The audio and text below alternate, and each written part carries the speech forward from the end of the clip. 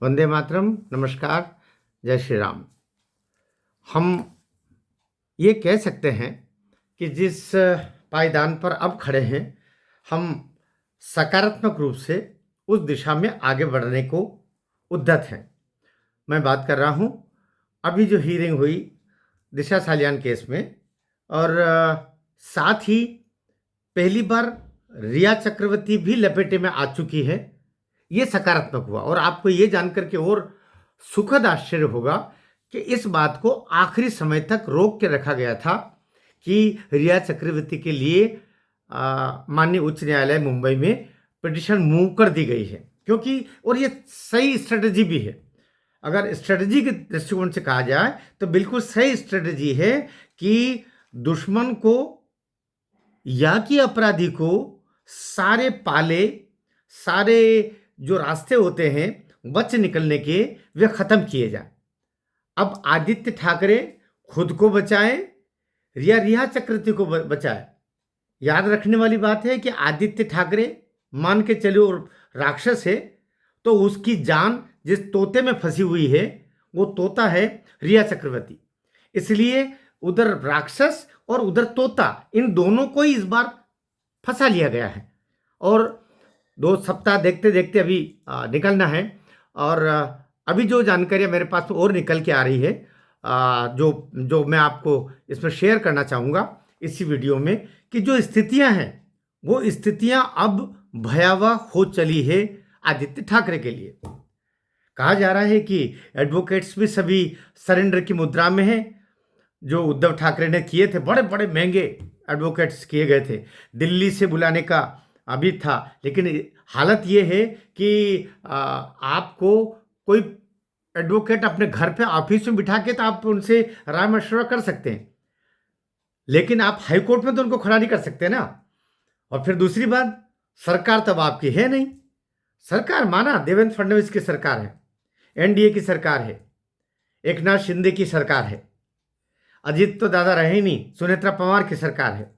तो ये अपनी तरफ से जो कर सकते हैं वो कर रहे होंगे। मैं देखो किसी को बिना किसी आधार के उलाहना नहीं देता।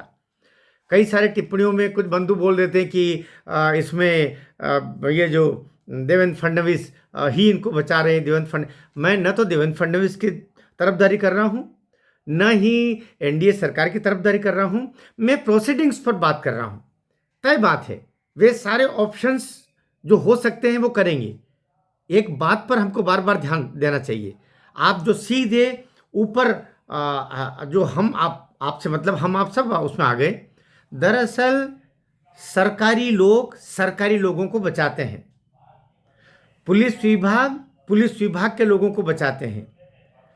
जो अफसर से प्रशासन के, अर्थात उसमें राजस्व से जुड़े हो सकते हैं, आपके बाकी जो अधिकारी वर्ग हो सकते हैं, इसमें एसडीओ पुलिस हो सकता है, पुलिस कमांडेंट हो सकते हैं, थानेदार, जो ये जितने लोग हैं ये सब एक दूसरे की गलबैयां करने वाले लोग सामान्यतः सब जगह पाए जाते हैं। जैसे लोग कहते हैं ना, नेता नेताओं को बचाएगा, चाहे वो किसी और दल में भी होंगे फिर भी बचाएंगे, क्योंकि ये एक बिरादरी हो जाती है। वो अपनी बिरादरी को लोगों को बचाएंगे, और फिर ये जब फंसेंगे तो इनको कोई और बचाएगा या फिर ये बचाएंगे।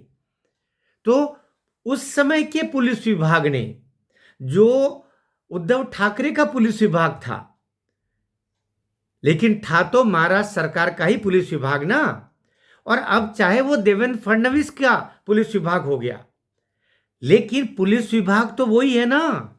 उसमें कुछ सिपाही बदल गए होंगे, कुछ अधिकारी बदल गए होंगे, कुछ कमांडेंट बदल गए होंगे, कुछ रिटायर हो गए होंगे, लेकिन फाइलें तो वहीं पड़ी ना।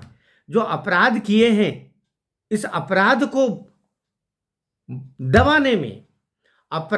दबाने में जो अपराध किए हैं, अर्थात 120 बी जो हमारा आईपीसी की धारा है, एक सांगठनिक गिरोह बना करके किसी अपराध को कार्यान्वित करना, संचालित करना, उसमें उसको अंजाम तक पहुंचाना, उसमें तो 120 भी लगती है। तो उसके तहत ये सब कर चुके हैं। तो इनके अभी जो अधिकारी या कर्मचारी या सिपाही या आपके विधिक के लोग जितने हैं या सरकार में बैठे हुए जितने हैं वो सब बचाना चाहिए। सरकार को तो इससे देवेंद्र फडणवीस को तो इसलिए अंतर नहीं पड़ता, वो उस समय विपक्ष के नेता थे, यद्यपि जिम्मेदारी उनकी थी उस समय।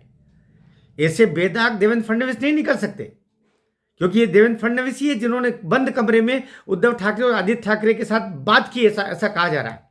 इससे ज्यादा अनैतिक और क्या होता, इससे ज्यादा अमानवीय और क्या होता कि जिसके ऊपर हत्या के, बलात्कार के, नीचता के, स्मगलिंग के, मानव तस्करी के ऐसे आरोप लगे हुए हों।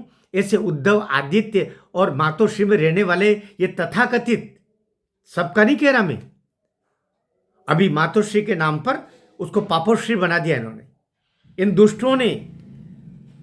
तय बात है, जहां हनुमान चालीसा पढ़ने वालों, दरवाजे पर पढ़ने वालों को आप जेल में बंद करवा दोगे, वो कंगना रनौत के को बेचारी को कहां से कहां उसको आपने क्या दुर्गत कर दी, उसके जाके उसके मुंबई फ्लैट में उसका फ्लैट में अंदर किचन तोड़ दिया, बोले नक्शे के हिसाब से नहीं।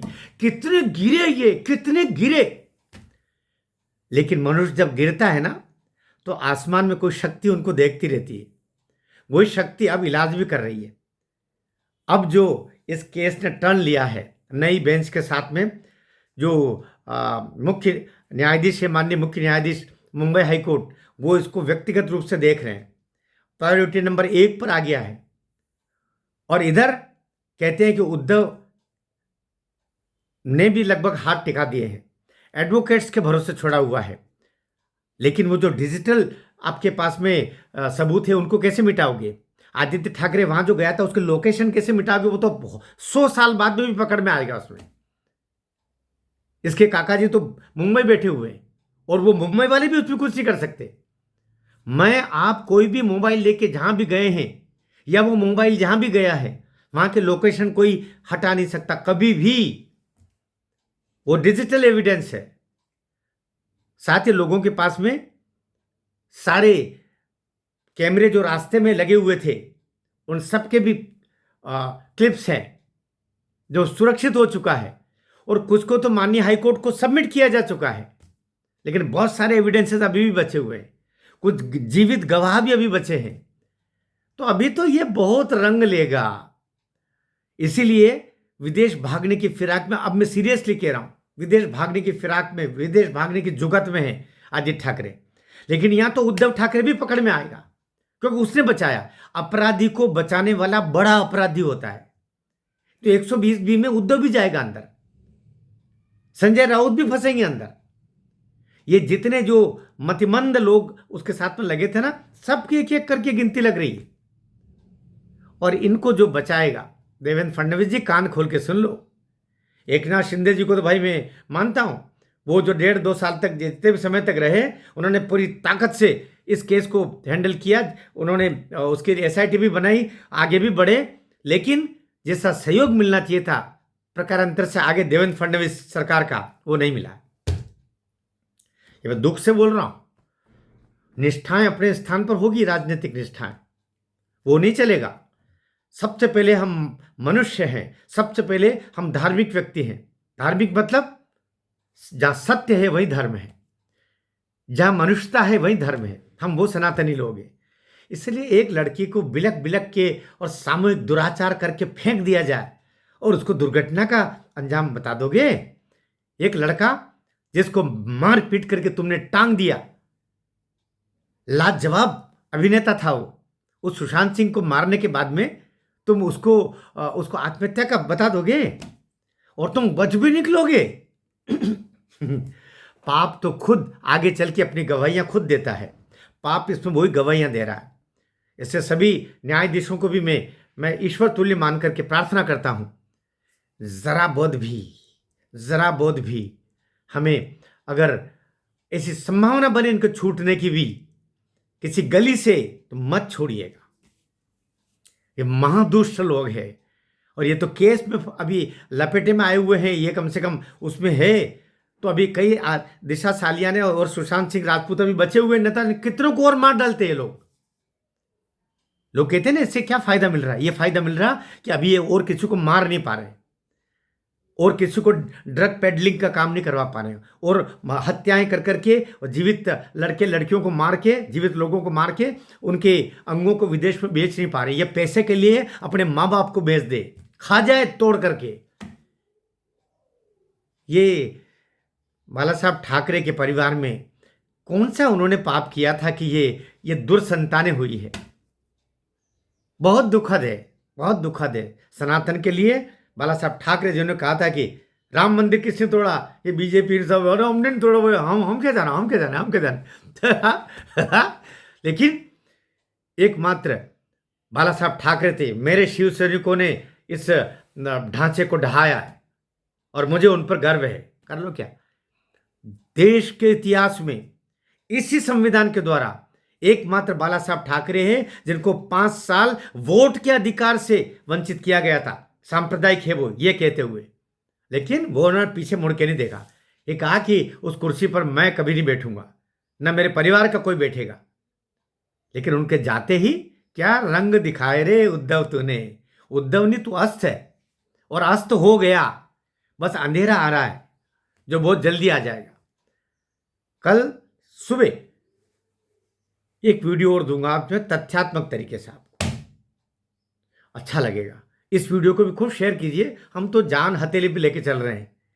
अगर ये इस आवाज़ को उठाने के लिए मुझे शारीरिक रूप से भी क्षति पहुंचा दी जाए, मैं तैयार हूं। लेकिन इन हत्यारों के सम्मुख, इन दुराचारियों के सम्मुख, इन षड्यंत्रकारियों के सम्मुख हम रुकने वाले नहीं हैं, नहीं जुबान चुप होगी। भारत माता की जय।